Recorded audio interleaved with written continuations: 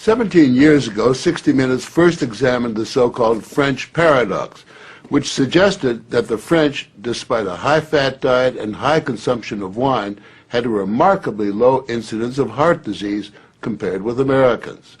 Most researchers agreed that there was something in the wine that offered protection.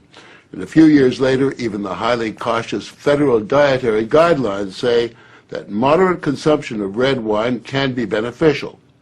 Now, scientists across the country have identified a substance in red wine called resveratrol that they believe might do more than just protect the heart, but could, in very high concentrations, significantly extend life by preventing a number of age-related illnesses.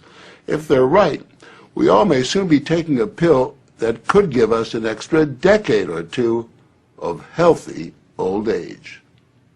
If the promise holds true, I think this has the chance to change healthcare. Dr. Christoph Westphal says we all may soon be taking a drug that just might beat the clock, a simple pill that could delay the inevitable. Our goal is to prevent and forestall many of the diseases that strike us as we reach 50, 60, and 70, all with one pill. What you're suggesting is that it's some kind of rejuvenation drug that turns a 70-year-old into a 35-year-old. That might be pretty hard to do, but I think if we're on a train heading one direction, we can slow down that train. I think we can slow down these genes that control the aging process.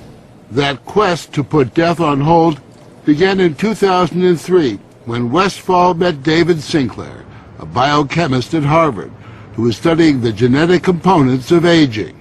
5 years ago, I met David, and he had shown that you could extend lifespan in yeast.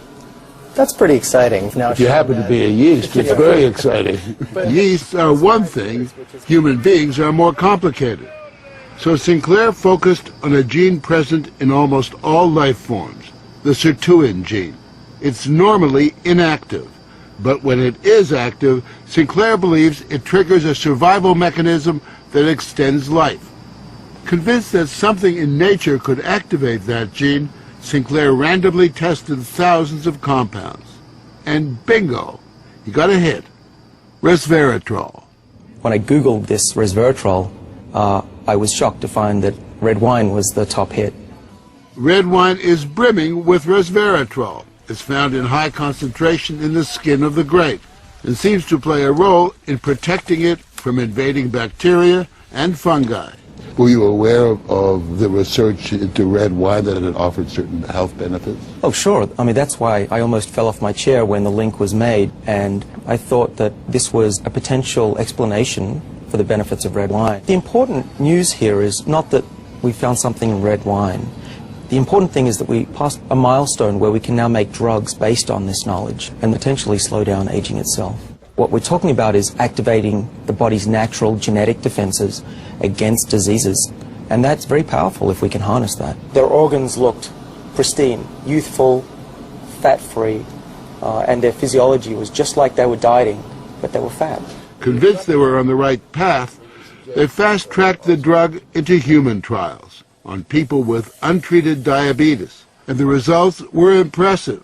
It significantly lowered glucose and insulin levels without the patients changing their diet or taking any other drugs. Originally, our hope was that you'd be able to prevent diseases of aging. What we ended up seeing is actually you could therapeutically intervene in patients who have diseases of aging, and that was unexpected.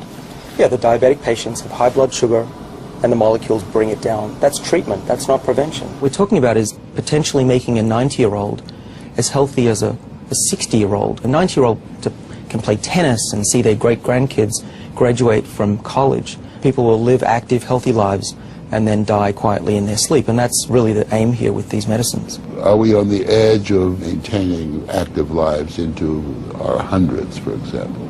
Well, we've certainly passed a corner in terms of the science, and someone's going to achieve it, and if it's not us, it's going to be